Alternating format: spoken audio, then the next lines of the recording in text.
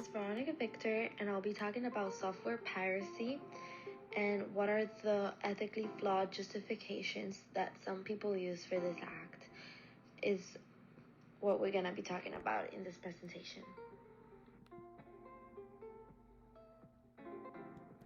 First off, I want to talk about what is software piracy. Well, it is downloading, copying, using, or distributing unauthorized software. So usually when someone makes a software and then someone else uses it without buying it first. The commercial value of pirated software is $19 billion in North America. 37% of software installed on personal computers is unlicensed software. In the US, we do have laws that prevent hacking from happening.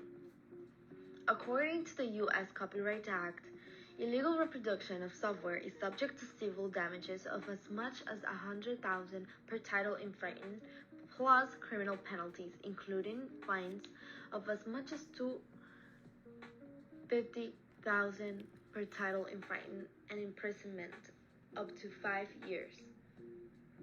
Given these high stakes, the consequences are certainly not worth the risk.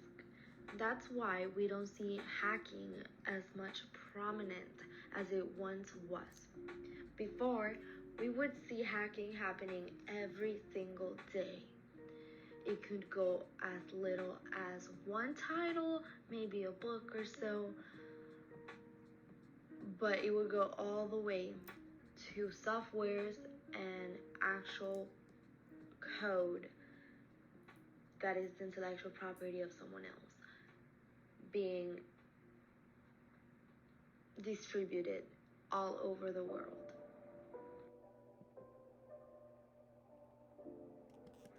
In this situation, we have seen a lot of people using software that is pirated and claim that it's ethical, but we also see the exact same opposite thing. We always have those two sides fighting each other. So let's say we have John. He's working very hard developing a software. He spends hours and hours trying to code, seeing if it runs. He spent more than 200 hours on it, and finally he got to publish it.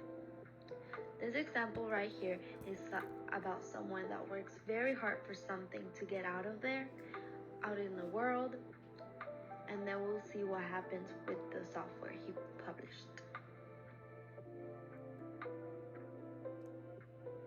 Now we have a hacker. He does not want to pay for the software, but he wants to use it.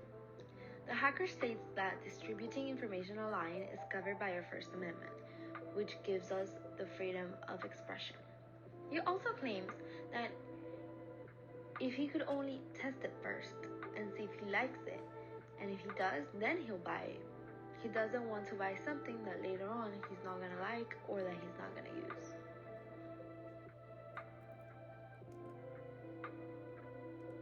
Time goes by and the hacker never bought the software. What he did instead was distribute it among his co-workers that didn't have money to buy it.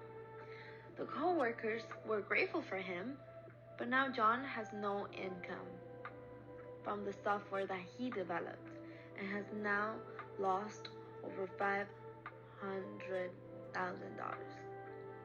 The hacker thinks that it's ethical because it increased productivity within his company, so he must not have been doing something wrong.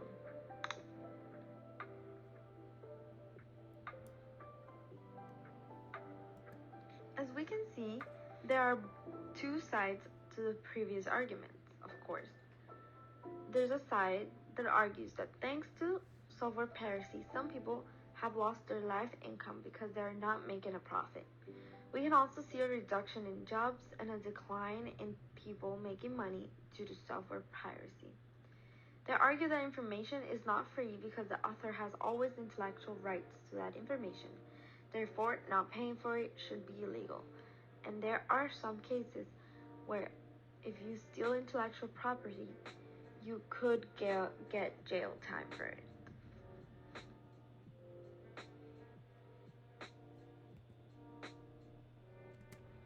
Now, what happens if we take a broke college student, barely getting by, in desperate need of John's software to pass a class?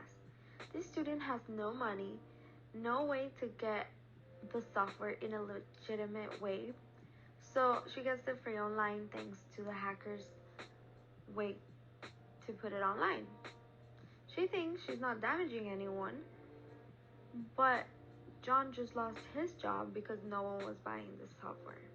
He did.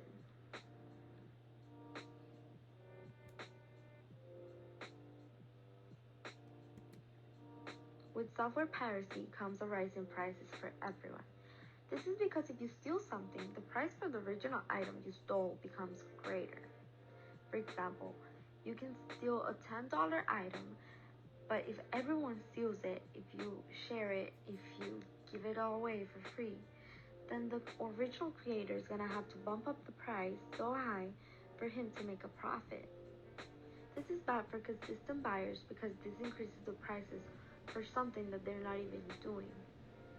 This is wrong ethically because there is a loss in productivity of the buyer, the maker, and everyone.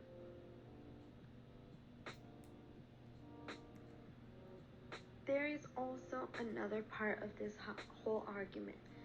The Association for Computing Machinery, or ACM, claims to be the world's largest educational and scientific computing society. Any person wishing to join the society must accept a code of ethics and professional conduct, which covers the ethical issues surrounding software piracy.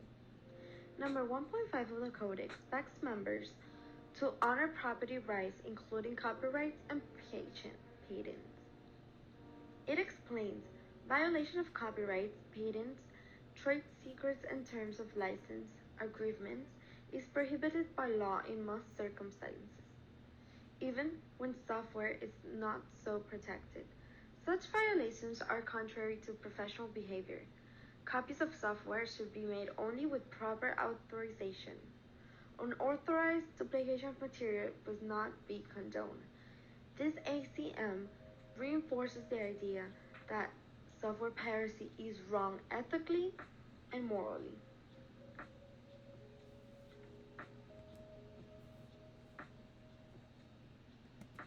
In conclusion, we can see that both sides have strong arguments in this dilemma.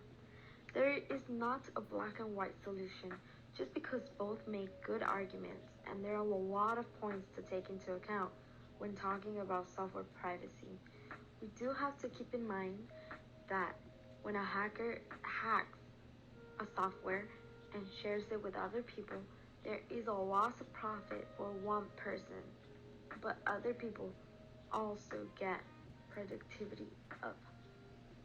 This does not mean it's good or bad, but ethically speaking, if productivity goes up, is helping more people than it actually is doing damage.